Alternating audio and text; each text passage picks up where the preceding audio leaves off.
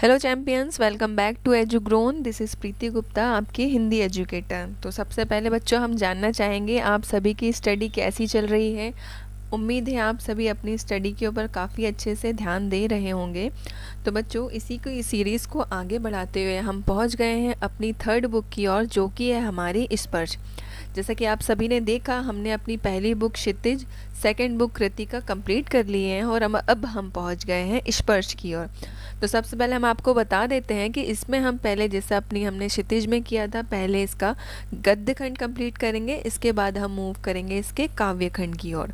तो इसी को हम आगे बढ़ाते हैं और हम आज का जो हमारा पहला चैप्टर है वो है धूल। अब इस चैप्टर में आपको बताया गया है कि धूल क्या है, धूल की इम्पोर्टेंस क्या है, उसकी उपयोगिता क्या है, कितने मायने रखती है ना, कहाँ से उड़ती है, उड़ के कहाँ पहुँचती है, उसके फ़ायदे क्या है ना। एक तरह से इन सब चीज़ों का इन्होंने वर्णन किया है कि गाँव में धूल के क्या मायने हैं और शहरों में धूल के क्या मायने हैं। तो इसी धूल के लेखक हैं रामविलास शर्मा जी। सबसे पहले हम इनका जीवन परिचय देखते हैं। तो देखते हैं, इनका नाम है रामविलास शर्मा जी। इनका जन्म हुआ था सन 1912 में उत्तर प्रदेश के उन्नाव जिले में।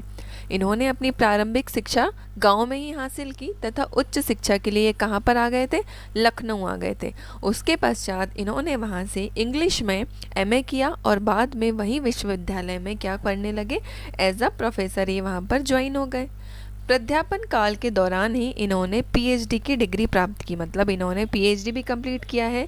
अब इनका साहित्यिक सफ़र की हम बात करें तो इन्होंने शुरुआत में क्या किया, लेखन में इन्होंने सबसे पहले कविताएं लिखकर शुरुआत की। उसके बाद इन्होंने उपन्यास लिखे, नाटक लिखे। इसी की तरह इनका साहित्य का सफ़र आगे बढ़ता गया और अंत में ये किस तरह से जुटे, अपने आलोचना के कार्य में, मतलब किसी भी चीज़ की आलोचना, कविता या कहानी, एक आलोचक के रूप में इनके ज़्यादा प्रसिद्धि मिली। तो जो आज की हमारी कहानी है ये है धूल। तो सबसे पहले हम स्टार्ट करेंगे, देखते हैं क्या कहते हैं लेखक कहते हैं, इस पाठ में लेखक ने धूल की महिमा, महात्म, उपयोगिता, उपलब्धता का बयान किया है। ठीक है, मतलब धूल की क्या उपयोगिता है, किस तरह हमारे लिए उपयोगी है। ठीक है, देशज शब्दों, मुहावरों, लोकोक्तियों और दूसरे रचनाकारों की रचनाओं के उद्धरणों से सूक्तियों तथा पंक्तियों का बखूबी इन्होंने इस्तेमाल किया। मतलब इन्होंने इस पाठ में भर भर के मुहावरे, लोकोक्ति, रचनाएं, सूक्तियाँ जो भी इन्हें मिला, इन्होंने भरपूर उसका उपयोग किया है ताकि आप इन मुहावरे, इन सूक्तियों, इन लोकोक्तियों के माध्यम से कुछ सीख सकें। वास्तव में लेखक अपने किशोरावस्था और युवा अवस्था में पहलवानी के शौकीन थे। ठीक है, जिस कारण से रामविलास शर्मा जी ने इस पाठ के माध्यम से पाठकों को अखाड़ों, गांव और शहरों के बीच के जीवन जगत की सैर कराई है। मतलब इन्होंने इस पाठ के माध्यम से क्या बताया हमें, अखाड़ों का महत्व, गांव का महत्व और गांव और शहरों में क्या अंतर होता है, इसका इन्होंने हमें आभास कराया है। इसके साथ ही लेखक धूल के नन्हे कणों के वर्णन से देश प्रेम तक का भाव पाठकों के हृदय में डालना चाहते हैं और उसमें पूरी तरह से ये सफल भी हो जाते हैं। मतलब धूल के कणों की तुलना इन्होंने बच्चों में देश प्रेम जगाने के लिए भी की है। तो जो पाठ है उसमें लेखक कहते हैं, लेखक ने धूल धूसरित शिशुओं को धूल भरे हीरे कहकर संबोधित किया है। इसी संदर्भ में एक काव्य पंक्ति का उल्लेख करते हुए लेखक कहते हैं कि जिसके कारण धूली भरे हीरे कहलाए। लेखक के अनुसार लेखक बिना शिशुओं की कल्पना नहीं कर सकते, धूल के बिना शिशुओं की कल्पना नहीं की जा सकती।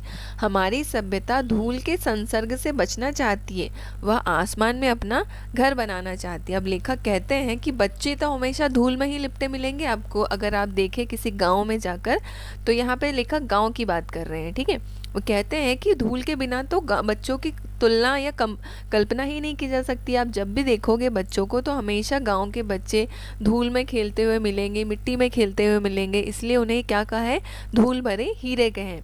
पर जो आज की सभ्यता है, हमारी शहरी सभ्यता जिसे हम कह सकते हैं, वो क्या करती है, इन सब चीज़ों से बचना चाहती है। क्यों? क्योंकि वो अपना घर आसमान में बनाना चाहती है। अब आप देखेंगे शहरों में हमें कहीं पर भी धूल या मिट्टी के निशान नहीं मिलेंगे। हमेशा गांव शहर के लोग अपने बच्चों को धूल मिट्टी से बचा कर ही रखते हैं, और गांव में क्या होता है, बच्चे भरपूर धूल मिट्टी का आनंद लेते हैं और हमेशा उसमें सने हुए रहते हैं। इससे क्या होता है, उनकी इम्यूनिटी बढ़ती है, काफ़ी तंदुरुस्त रहते हैं, और मिट्टी से क्या मिलते हैं, उन्हें पोषक तत्व भी मिलते हैं। ठीक है, आगे पार्ट में लेखक कहते हैं बचपन में धूल से खेला है। लेखक जो बचपन में धूल से खेले हैं वह जवानी में अखाड़े की मिट्टी से सनने से वंचित नहीं रह सकता।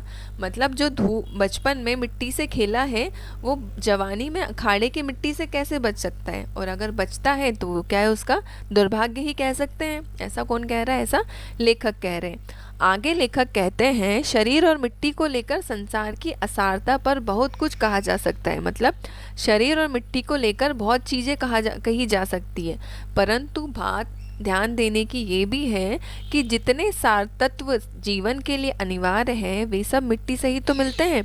मतलब जितनी चीज़ें हमें जीवन जीने के लिए ज़रूरी है वे सारी चीज़ें हमें कहाँ से मिलेगी, वे सारी चीज़ें हमें मिट्टी से मिलेगी। लेखक कहते हैं कि माना कि मिट्टी और धूल में अंतर है, माना कि मिट्टी और धूल में अंतर है, लेकिन उतना ही जितना शब्द और रस में है, देह और प्राण में है, चांद और चांदनी में है ना।